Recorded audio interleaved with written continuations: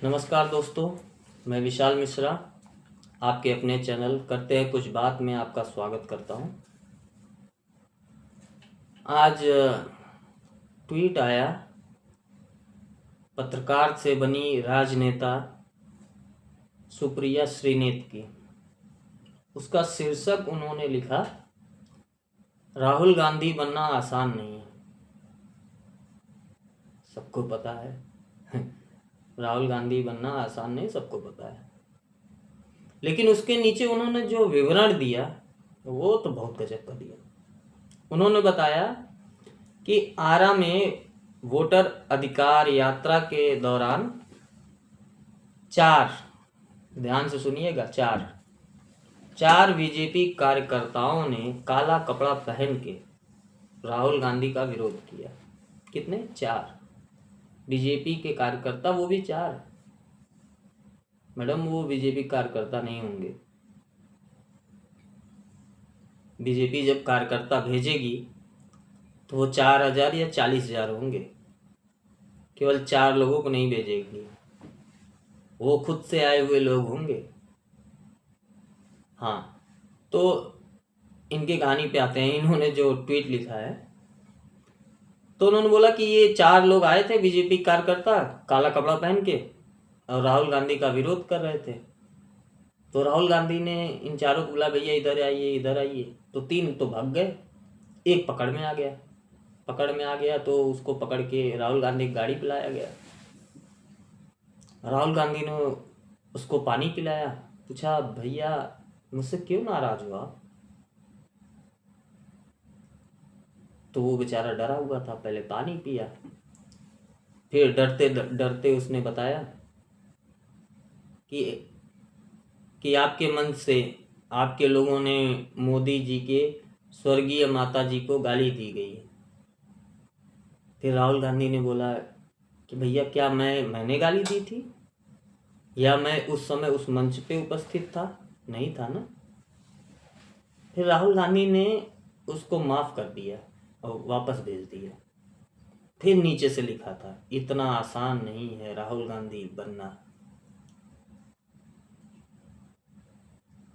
वो बीजेपी कार्यकर्ता नहीं रहा होगा मैडम, वो जेन्युइन कोई नागरिक होगा जिसको बुरा लगा होगा कि भारत की राजनीति और राजनीति करने वालों की जो मर्यादाएं हैं ये गिरती क्यों चली जा रही हैं। उसको, उन चारों को बुरा लगा होगा। अब बुरा इसलिए भी लगा होगा कि मोदी भले आपके लिए आपके आंखों के कंकड़ हैं, आपकी आंखों में पड़े हुए कंकड़ हैं, लेकिन ऐसा नहीं है कि सबके लिए ऐसा है। मोदी बहुत से लोगों के लिए जो मन से मानते हैं कि अच्छे नेता हैं, और अच्छे नेता भी न भी हों तो देश के प्रधानमंत्री हैं, और उनकी स्वर्गीय माता जी के लिए अगर किसी मंच से गाली दी जा रही है, और ख़ास तौर पे कांग्रेस जो इस देश की सबसे पुरानी पार्टी है, जिस पार्टी के नेताओं के नाम की फहरिस्त अगर निकाली जाए तो इतने बड़े बड़े नाम निकलते हैं कि उनका नाम श्री और लास्ट में जी लगाए बगैर बोलने की हिम्मत नहीं होती, मन नहीं होता है, चाहे वो किसी भी विचारधारा के हों। लेकिन एक समय में सब कांग्रेस में हुआ करते थे, और ऐसी पुरानी पार्टी जिसकी इतनी बड़ी विरासत हो, उसके मंच से अगर प्रधानमंत्री के स्वर्गीय माता जी के बारे में गाली दी जा रही है, उनको गाली दी जा रही हो, तो ये बहुत निंदनीय है। ये समझ से परे है। क्या भारत की राजनीति में जरा भी शुचिता नहीं रही? क्या अब राजनीतिज्ञ जितने भी हैं, राजनेता जितने भी हैं, क्या इतने ओछे हो चुके हैं? मैं तो बोल रहा हूं कि प्रधानमंत्री नहीं, किसी भी नेता या किसी भी महिला या किसी भी पुरुष के बारे में गाली गलौज क्यों किया जाए? कभी होता है आरोप किसी के ऊपर लगाया जाता है, कभी कई बार बेबुनियाद आरोप लगाए जाते हैं, कई बार बुनियाद होती है, ठीक है, मान्य है। 4 लोग उसको अच्छा मानते हैं, 4 लोग खराब मानते हैं, लेकिन उसको अच्छा मानने वाले भी तो कुछ लोग हैं। लेकिन आप अपने पार्टी के कार्यकर्ताओं से ही पूछ लीजिए कि मोदी जी के स्वर्गीय माता जी को जो गाली दी गई है वो सही है या गलत है, तो कैमरे के सामने शायद वो हाँ बोल दे कि हाँ हाँ ठीक है, गलत, अच्छा दिया या गलत जो भी बोले, लेकिन अंतर मन से और प्राइवेटली वो यही बोलेंगे ये गलत है। और हर किसी को गलत बोलना चाहिए। ये बात प्रधानमंत्री के माता जी की नहीं है, ये बात भारत की राजनीति की है, भारत के राजनेताओं की है। खैर, राहुल गांधी बनना आसान नहीं है। ये जो गाली दी है ये कांग्रेस के एक नेता हैं नौशाद, उनका मंच था, और गाली दिया है रफ़ीक रिजवी ने। उसका नाम रफ़ीक रिजवी है उर्फ राजा। इनको बिहार पुलिस ने गिरफ्तार कर लिया है। उससे पहले पवन खेड़ा ने एक बार प्रोपेगेंडा करने का प्रयास किया। एक मध्य प्रदेश के एक बीजेपी कार्यकर्ता हैं, मुसलमान कार्यकर्ता, उनका नाम भी रफ़ीक रिजवी है। उन्होंने उनके ऊपर नाम डाल दिया कि ये कांग्रेसी नेता नहीं है, ये बीजेपी का नेता है रफ़ीक रिजवी। फिर उनका तुरंत वीडियो आ गया सफाई में कि नहीं नहीं भाई, हम नहीं हैं, क्यों ऐसी बात कर रहे हो, इस तरह का तोहमत हमारे ऊपर क्यों डाल रहे हो। आपके नेताओं के करतूत हमारे मत्थे क्यों मढ़ रहे हो। हालांकि बाद में पवन खेड़ा ने वो ट्वीट हटा लिया। ऐसा काम ही क्यों करते हो सर, थूक के चाटना पड़ रहा है। अच्छा, इन लोगों को गाली देने की हिम्मत कैसे आती है, इसका लंबा चौड़ा इतिहास है। मोदी को गाली देने वाले कांग्रेस में हमेशा पदोन्नति पाते हैं। अब ये आज का इतिहास नहीं है। मोदी जब गुजरात में थे 2007 का विधानसभा चुनाव, सोनिया गांधी ने मोदी को बोला झूठा, बेईमान, डराने वाला। अब बोलते बोलते उन्होंने मौत का सौदागर तक बोल दिया, मौत का सौदागर बोल के निकल गई उनकी सरकार। वो कुछ भी बोल दें, उनके ऊपर कौन केस करने वाला। उस समय तो राजतंत्र ही चल रहा था, वो सरकार में नहीं थी, वो खुद सरकार थी। मनमोहन सिंह तो सिर्फ नाम के प्रधानमंत्री थे उस समय, असली प्रधानमंत्री तो माननीय सोनिया गांधी जी ही थी।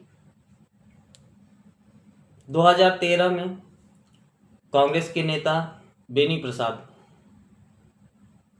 इनका बयान आया, लोकतंत्र के मंदिर को किसी पागल कुत्ते से न प्रदूषित होने दें। बेनी प्रसाद वर्मा, कांग्रेस के नेता। 2013 में एक्चुअली मोदी जी को भाजपा की तरफ से प्रधानमंत्री का कैंडिडेट घोषित कर दिया गया था, उन्हीं के चेहरे पे चुनाव लड़ा गया 14 में। तो ये है इनके बयान, लोकतंत्र के पवित्र मंदिर में पागल कुत्ते से प्रदूषित न किया जाए, ये इनके नेता हैं। और 2013 में गुलाम नबी आज़ाद बोलते हैं इनको गंगू तेली। फिर जयराम रमेश इनको भस्मासुर बोलते हैं। फिर सलमान खुर्शीद जो सोनिया गांधी के बहुत चहेते, इन्होंने मोदी जी को बंदर बोला। ये 13 की बात कर रहे हैं। सन 2018 में संजय निरूपन ने इनको अनपढ़ गवार बोला। और आप सबको जानकारी होगी मणिशंकर अय्यर के बारे में, इन्होंने तो इनको चाय वाला तक बोला। और चाय वाला इस तरह ना वो नहीं बोला, चाय वाला कोई बुरी बात नहीं है, कोई चाय वाले कोई चोरी वाला काम नहीं करते। उन्होंने बोला सदन के बाहर इनको 2014 के समय में इन्होंने बोला कि ये जीतेंगे नहीं, संसद के बाहर इनका चाय का दुकान लगवा देंगे, चाय वाला है चाय बेचेगा। बाद में ये पाकिस्तान में जाके पाकिस्तानियों के सामने रोते हुए दिखे, मीडिया में भी आया था कि हम तो मोदी को हटा नहीं पा रहे थे, आप लोग मदद करिए। वो क्या करेंगे, वो मदद करेंगे? इसीलिए आप अभी तक केंद्र की सत्ता में नहीं आ पा रहे हैं। इसीलिए आपके नेता इस तरीके का जुबान इस्तेमाल कर रहे हैं एक प्रधानमंत्री के स्वर्गीय माता जी के बारे में। ये सब तो पुरानी बात हो गई। अभी की बात देखें, राहुल गांधी जी का बयान उठा के देख लीजिए। अभी अभी इनका चल रहा है, बिहार के जितने भी ये पद यात्रा चल रही है, जितनी भी इनकी रैलियां चल रही हैं, उसमें आप उठा के देख लीजिए वो किस तरीके से बात करते हैं। उन्होंने बोला कि ट्रम्प का कॉल आया, ट्रम्प ने बोला सुन, ये राहुल गांधी जी बोल रहे हैं, मैं नहीं बोल रहा हूँ। उनकी भाषा का देखिएगा किस तरह से वो प्रयोग कर रहे हैं। तो वो बोलते हैं कि ट्रम्प ने मोदी को कॉल किया और बोला सुन, ये 24 घंटे में तू जो लड़ाई झगड़ा कर रहा है सब बंद कर दे। मोदी इतना डर गया कि 5 घंटे में ही उसने लड़ाई सीज फायर कर दिया। ये इस तरीके से बोलते हैं जैसे मोदी जी उनसे कम से कम 20-25 साल तो छोटे होंगे। नहीं, उल्टा है, कम से कम 20 साल बड़े हैं। अगर वो प्रधानमंत्री न भी होते तब भी अगर आप मंच से खड़े होकर बात कर रहे हैं तो तमीज से बात करिए। और आप ये इस तरीके की भाषा बिहार की जमीन से कर रहे हैं। बिहारियों के बारे में पूरे देश में पता कर लीजिए, सब यही बोलते हैं, बिहारी भैया छोटे बच्चों से भी बहुत आदर से बात करते हैं। खाइएगा, पीजिएगा, आइएगा, जाइएगा, इस तरीके की भाषा यूज करते हैं। आप देश के प्रधानमंत्री के बारे में इस तरीके से बात कर रहे हैं। आप बात करते हैं अगर अमित शाह के बारे में तो क्या बोलते हैं कि अमित शाह बोला कि बीजेपी की सरकार कम से कम 50 साल रहेगी। मैंने सोचा अरे अमित शाह को कैसे पता है? भाई साहब, कभी विपक्ष जो आपका विपक्ष है मतलब बीजेपी या बीजेपी के साथी दल जितने भी हैं, मोदी जी, नितिन गडकरी हो गए, अमित शाह हो गए, राजनाथ सिंह, योगी जी, किसी की भी भाषण सुन लीजिए, किसी के भी इंटरव्यू सुन लीजिए, आपको या तो श्री राहुल जी बोलते हैं या राहुल जी बोलते हैं। आप इन सबसे छोटे हैं, एक दो को छोड़ के, लेकिन फिर भी आपको पूरी तरह से इज्जत मिलती है, सम्मान मिलता है। और जो चीज़ आपको मिल रही है आपको भी दूसरों को देना चाहिए। और बिहार की भूमि से तो जरूर करें, क्योंकि बिहारियों को पसंद नहीं है ज़रा भी इस तरह की बदतमीजी न करें। और आपकी देखा देखी, आपको देख के आपके नीचे के जो कार्यकर्ता है, जो बड़ा नेता बनना चाहते हैं, उनको लगता है कि पार्टी में बड़े स्तर का नेता बनने के लिए एक सबसे बड़ी कुंजी है अगर कोई, तो मोदी को गाली दो। जिसकी गाली जितनी बड़ी उसको उतना बड़ा पद। अगर यही आपके पार्टी का मानक है तो आपकी पार्टी का भविष्य गर्त में है। आज के लिए इतना ही, फिर मिलते हैं अगले वीडियो में।